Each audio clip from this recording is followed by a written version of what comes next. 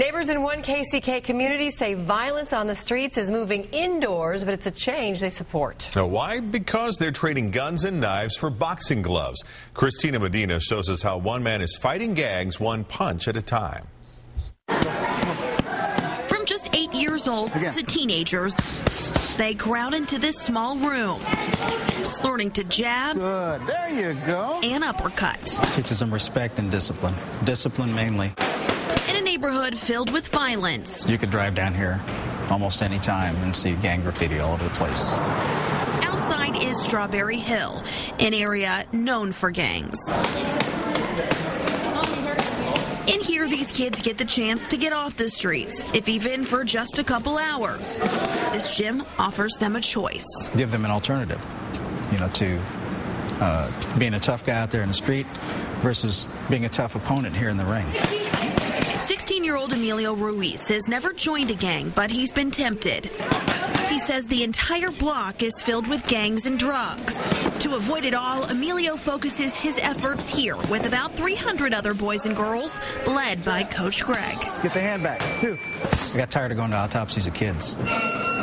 Work the body, get inside, work that body and go to the head. Coach Greg is also Detective Greg with the Kansas City, Kansas Police Department. Hands up. As a homicide cop, he's watched gangs run rampant on his streets. Although they won't disclose numbers, police say they track gang activity in part through a gang watch list. We've compiled information as to who this person is that uses this nickname, or who that person is that uses this name, or what gang they're affiliated with.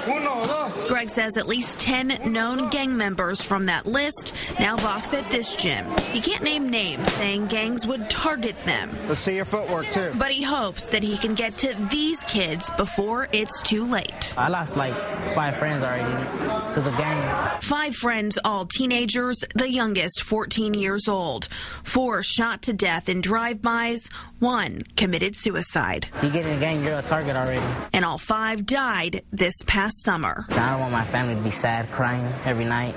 I don't want to see my mother like that. 2 jabs and a right.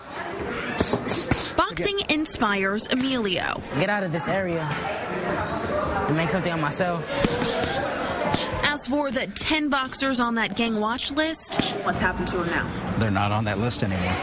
Work fast, just don't kill him. Coach Greg gives all the credit to the kids and says he'll keep training. That's a good jab. Because when they're in here, they're off the streets and out of trouble. Although no one would talk on camera, neighbors tell me crime is decreasing, and they credit the gym, open now just over a year. Coach Greg and volunteers foot the bill to keep it open with the help of a little grant money. Go to NBCActionNews.com to hear the story of another boxer to make it out of a gang and see the gang statistics. Look under News and click on Local. Christina Medina, NBC Action News.